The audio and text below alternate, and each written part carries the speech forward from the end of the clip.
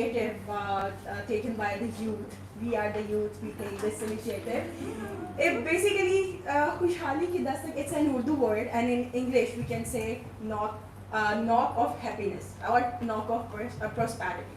So it's a step towards informed choices and healthier futures. Oh, it's me. So let me introduce myself. So hello everyone, I am Fatima and I am a passionate sociologist and social activist, and I am working as Program Associate at Institute for Social and Youth Development, and I am from Lahore, Pakistan.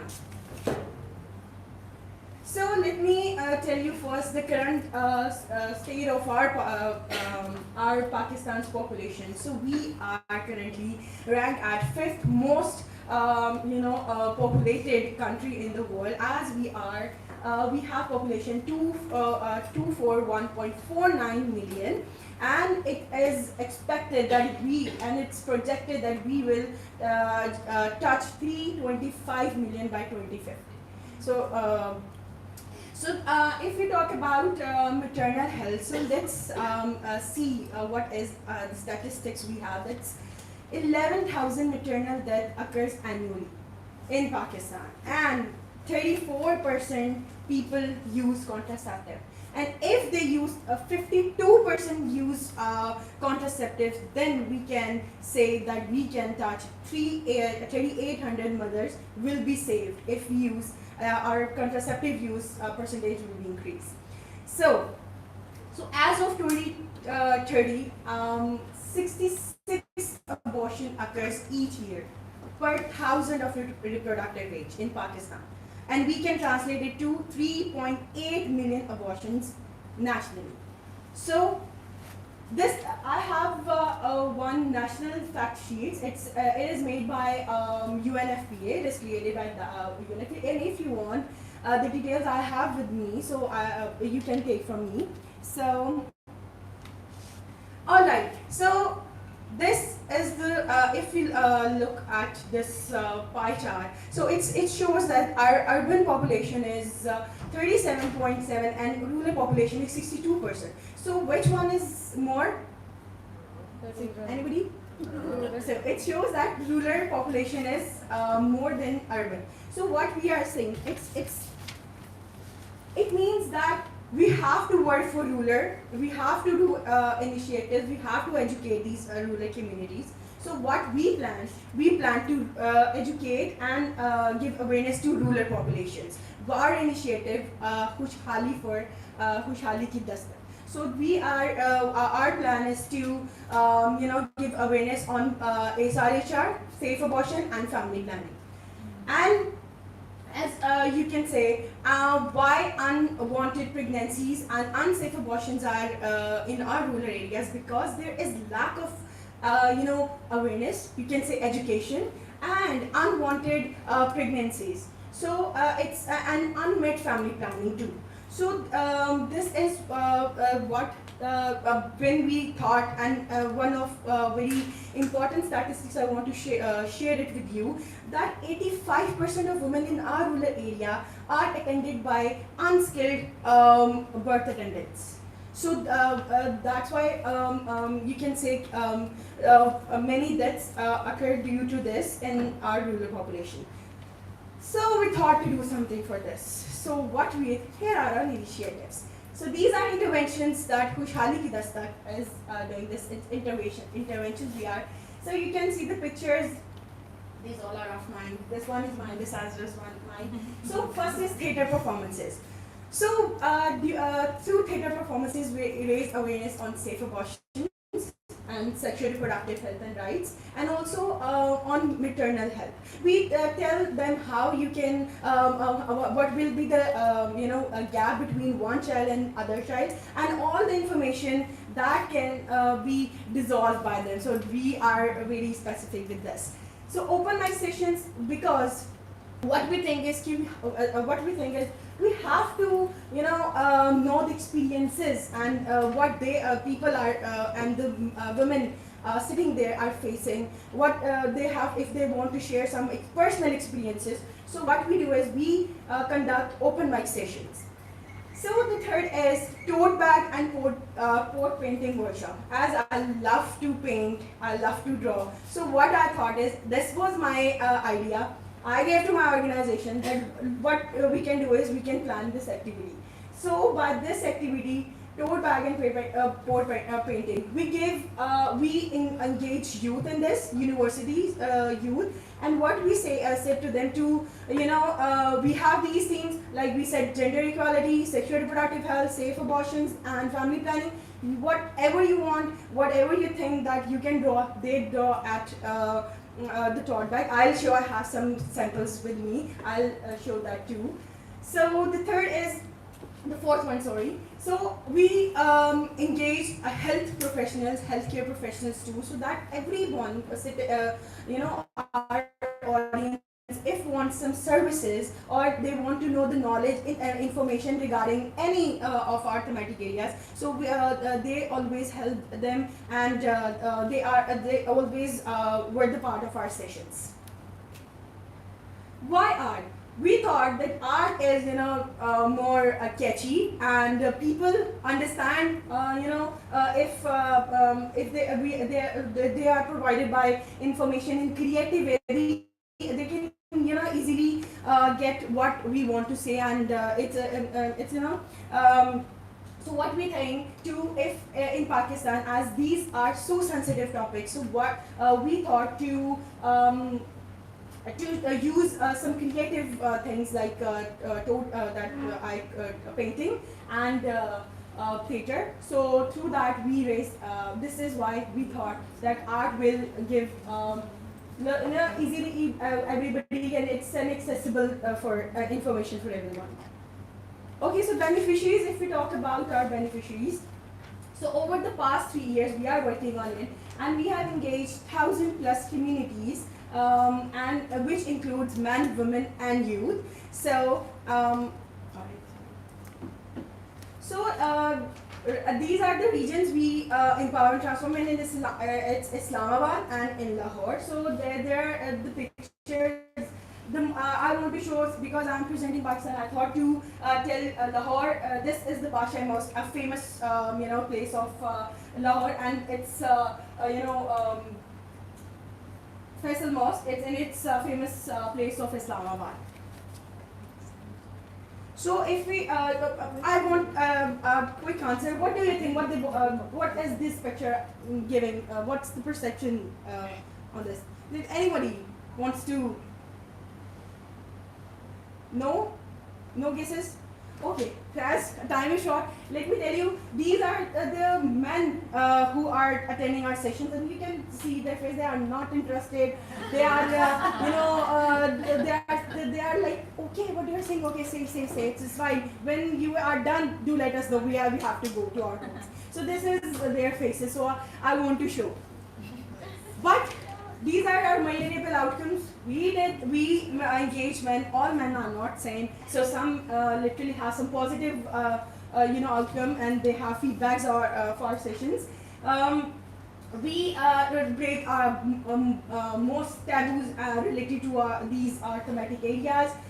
The most thing is important thing, and important outcome was the women and girls safely shared the experiences with us. And through our tote bag and sports painting workshop, we engage youth to discuss or create something, HR discussions with them, and with a very creative things. So these are some, again, you can see these are the all sessions and workshops we did. And thank you so much. So I literally want to show some tote bags made by, so this is the one, it's anxiety, it's amazing, and this is menstrual health day, they painted it, and this is, they made to, for mental health, for peace, or this, and this one too. So, and we have two, this one and this one. So this is our work we are doing, and thank you so much. Thank you so much, Fatima. That was beautiful.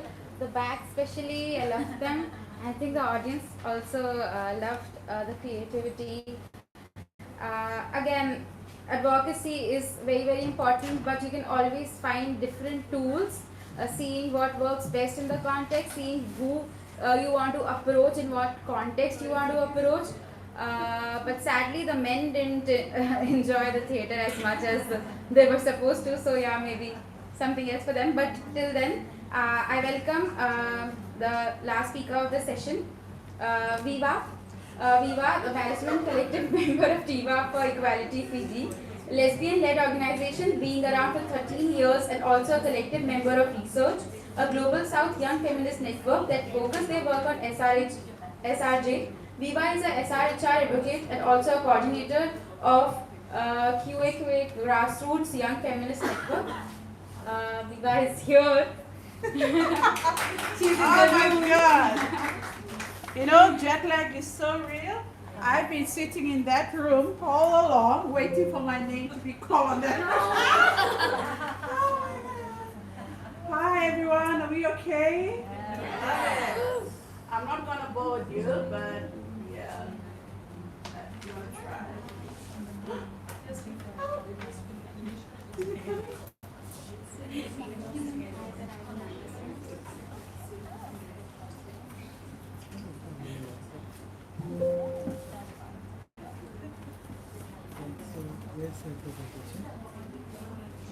in the phone.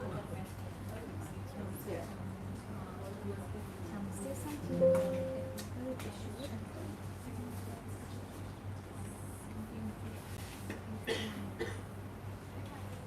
Maybe while they're setting up, I'm just gonna briefly take you through. So if you're expecting any medical expert explanation or legislation, you ain't gonna get it from this one because, as my bio has said clearly, we're a grassroots-led organization based in Fiji.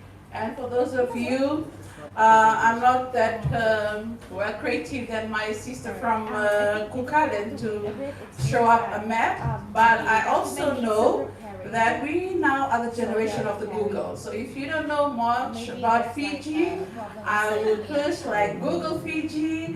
And some of you came up to me yesterday saying, "Oh, we know Fiji, we love Fiji." Oh, Fiji, they know about rugby, they know about the white sandy beaches and stuff.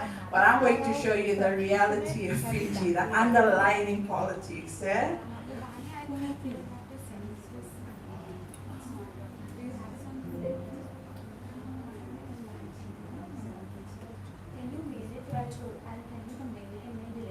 Okay. It's opening. Maybe it will take some time. It's opening. Okay, in the meantime, do you have any question for the last three speakers? Yeah, yo, get yo.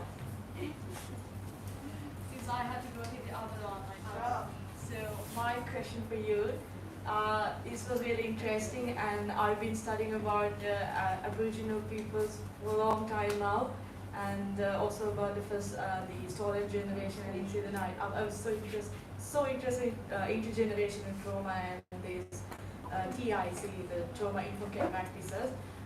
So what my question is, so you have this stolen generation. Let's say I am a first generation woman and I know the whole stories, and we lost our children and they were taken away from us. So even though I want to have an abortion, but since I know those whole generation story, maybe I will have that dilemma or like a stigma that I don't want to do that. So how do you work with such a situation? That's one question I want to listen. And the other one is, if you are practicing trauma-informed care, when you do counseling or work with groups, we would love to hear from you about that aspect as well, because in our region, the South Asia, we don't practice this TIC much. It's very new to us.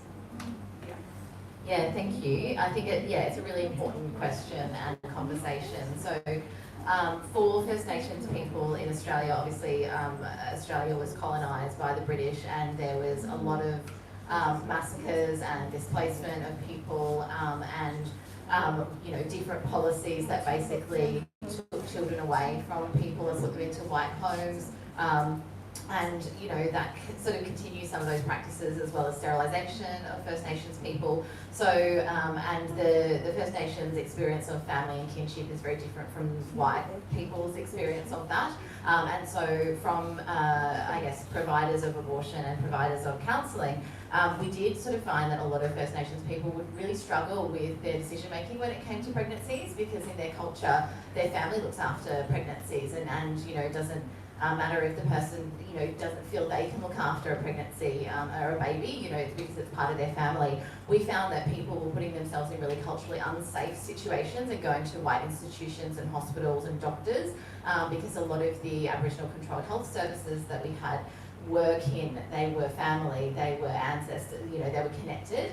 So people were, you know, going to male doctors, which is, you know, not women's business, doesn't normally happen in that way.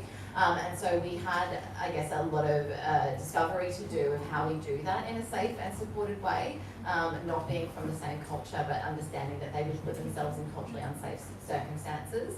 And I think that, you know, having to integrate different practices, like allowing people to take the products of conception after an abortion so that they can take it back to country and do their traditional practices to help with the healing, but also recognising that if somebody decides they want an abortion, even if there is the intergenerational considerations, quite often they will still decide that they want to have an abortion, even if, you know, sometimes people don't think that it's in their culture. And what can we do, I guess, in those institutions to make it as safe as possible for them?